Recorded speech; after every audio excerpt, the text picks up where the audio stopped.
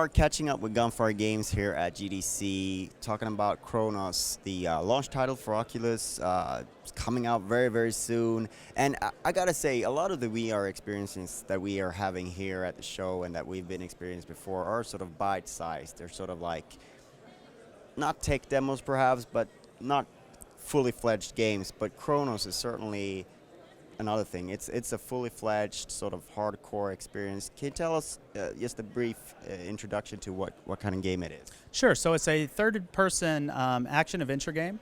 It's got RPG elements to it. So you're kind of it's about 10 to 12 hours plus of content. You are a hero that's been selected from your community to go vanquish an evil dragon. And so we really wanted to set the immersion factor from VR and really take that traditional gaming experience where people can get into an RPG and really just play and not worry about hours upon hours about watching their character development and unraveling the story.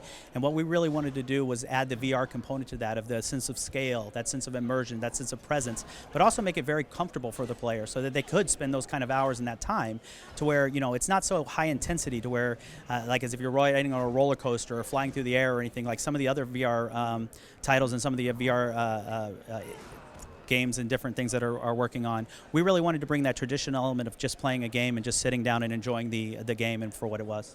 Yeah, and it's funny because you'd think that well, what does VR add then? But it does add something that is a little bit different than you know, your typical RPG where you're going. And I think what you're doing with the camera is really something interesting there.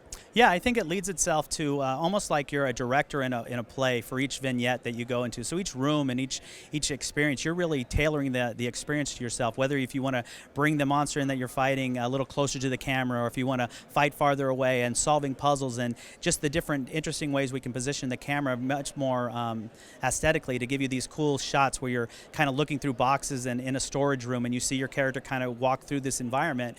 And I think we really wanted to bring that and kind of the sense of scale and that sense of presence. And in the demo that we had released, we have, you know, a 50-foot Cyclops that you kind of stomps towards you, and that VR really adds that, you know, everybody's fought big giant monsters, you know, in several different games, and I think for us it really added that effect of looking up and feeling this big, large bodied presence in your area, and just, wow, I've got to go because this thing is really really impactful. And so while we, you know, usually use the third person, we also go into first person for solving puzzles and different mechanics, but we really want to keep it seamless for the player and really keep that immersive element of telling the story. It is interesting because it's sort of, it's one of those things where you subconsciously, I notice that I'm moving around my character, not thinking that I can move my head to sort of see more of the environment. But it is, once you sort of get into it, it's a gameplay advantage as well, because you can sort of scope the scene a little bit better than you would just controlling your character. Absolutely. So in the tradition where it's the camera's either behind your character or a little offset, or you're controlling the camera and you're moving along, you always have to be cognizant of where your player is, and you're kind of following that. That's your reference point.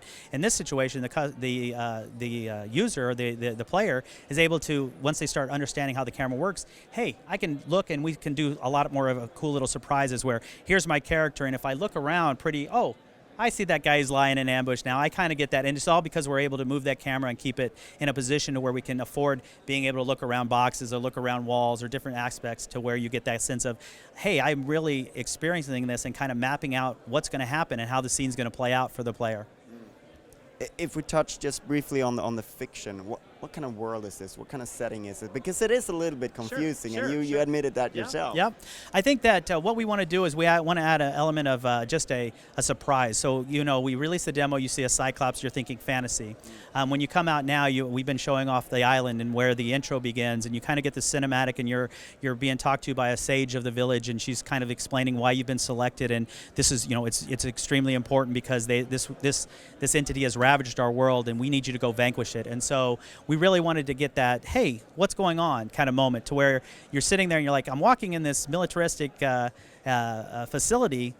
What's going on? What, you know, I remember there's fantasy elements, and then once you start understanding how everything starts coming together, and through some of the lore and through just exploration, that story begins to unfold. And we also wanted to add, let the user make it up in their heads. We don't have to explain everything to somebody. Let them, you know, hey, what happened to this world? How did it all go down? And so we really kind of thought that was really intricate, and I think that we've got a really compelling story as people go through that they'll kind of learn more and more about, and I think it'll be some twists and turns along the way, and I think it'll be really exciting for folks to finish up.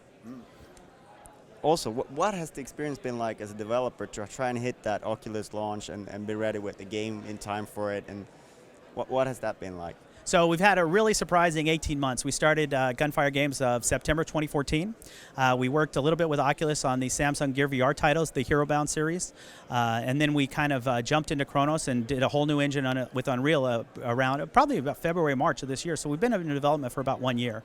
And so it was really the challenges of staying at 90 frames a second and really providing that visual, interesting, intriguing way to tell a story was really challenging for us. I think it's probably one of the most challenging things we've done from a studio perspective, because coming from Vigil Games and the Darksider series and a AAA development and not having some of those restrictions, we still had to hit console specs, but it's not nearly as restrictive as 90 frames a second on a new platform. And I think for us it was very challenging because of just the development time to be able to say, okay, we've got to learn the rules really fast. We've got to, we really want to make sure that we have a comfortable game experience.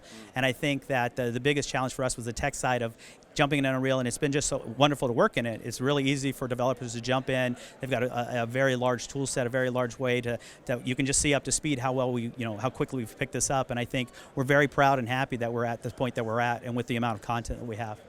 Do you anticipate that there's going to be a lot of work post-launch as well to sort of see when it's actually out there in the wild to make sure that people get the best experience, or are you planning to update the game in any way? Absolutely. We own the IP of Chronos, and so I think for us, we want to really just support the title. We're going to do all we can to make sure that every person who gets it has a great, comfortable experience. I think we have great, wonderful partners with Oculus, and I think working with Unreal as well as all the graphics cards that are out there. I think for us, it's really important to foster that. We don't know what that is, what the end user base is going to be and how much VR is going to take off, but we're really starting to be excited to be part of the launch and part of that initial flood of games, and hopefully we've created an in-depth experience to where somebody says, you know what, that was one of the better experiences I've had in VR, and I really felt that it was a tangible game that I would play that even outside of VR is one of the greatest compliments we could have. All right, thank you so much for your time. Thank you.